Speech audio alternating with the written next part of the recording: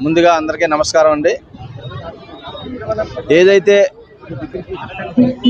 ఈ యొక్క డిఎస్సి ఎగ్జామినేషన్లో జరిగినటువంటి స్కామ్ మీద రాష్ట్ర వ్యాప్తంగా వైఎస్ఆర్ కాంగ్రెస్ పార్టీ ఆదేశాల మేరకు రాష్ట్ర ముఖ్యమంత్రి మాజీ ముఖ్యమంత్రి వర్యులు జగన్మోహన్ రెడ్డి గారు ఆదేశాల మేరకు రాష్ట్ర వ్యాప్తంగా ఈ యొక్క రిలే నిరాహార దీక్షలు కొనసాగుతున్నాయి. అందులో భాగంగానే ఈరోజు గాజువాక నియోజకవర్గం పెదగంట సెంటర్లో మొదటి రోజు ఈ యొక్క కార్యక్రమం ఇక్కడ ఏర్పాటు చేయడం, మరి ఇక్కడ పెద్ద ఎత్తున మరి అందరూ కూడా పార్టీ శ్రేణులు కానీ యువత కానీ రావడం జరిగింది. మీ అందరికీ తెలుసు ఏ విధంగా ఈ యొక్క డిఎస్సి ఎగ్జామినేషన్లో రిజల్ట్స్లో వాళ్ళు స్పోర్ట్స్ కోటాని ఇంక్రీజ్ చేశారు. ఏ విధంగా బాగా చదువుకున్నటువంటి విద్యార్థులందరికీ కూడా సెలక్షన్లో పేర్లు లేకుండా చేశారు.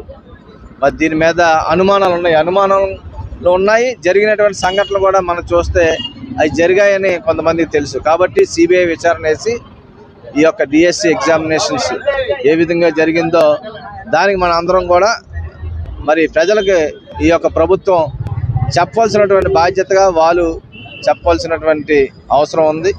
మరి అదే కాకుండా చూస్తున్నాం, నిరుద్యోగ వృత్తి ఇస్తారని చెప్పి సుమారు 2 సంవత్సరాలు అయిపోయింది. ఎలక్షన్ హామీల్లో ఇదొక భాగం.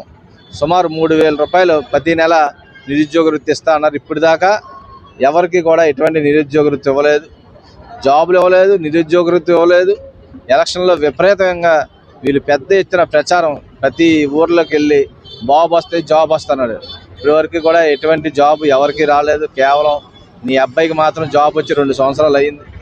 హ్యాపీగా మీరు మీ అబ్బాయి గారు లోకేష్ గారు ఇద్దరు కూడా ఈ రాష్ట్రంలో మీరే బాగున్నారు తప్ప మీ యొక్క దత్తపుత్రుడు పవన్ కళ్యాణ్ మరి ఆయన ప్యాకేజీ స్టార్ ఎక్కడ ప్రశ్నిస్తానన్నారు. ఇప్పటిదాకా ఎక్కడ ప్రశ్న అనేది కనబడలేదు.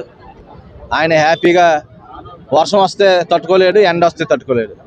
మాట్లాడితే హాస్పిటలైజ్ అయిపోతాడు. ఆయన హాస్పిటలైజ్ అయిపోయి ప్రశ్నిస్తాను, ఈ యువతకు అందరికీ కూడా ఊపేస్తాను అన్నాడు ఎలక్షన్లో. మీరు ఊపింది ఏమీ లేదు. 10 మంది గన్మెన్లు వేసుకొని ఊపుకొని మీరు మిగతా రాష్ట్రాల్లో తిరుగుతున్నారు తప్ప ఇక్కడ ఏది ఉపయోగపడేటువంటి కార్యక్రమం అయితే కనబడలేదు. వాళ్ళందరికీ గన్మెన్లు అందరికీ జీతాలు దండుకు తప్ప మరొకటి లేదు.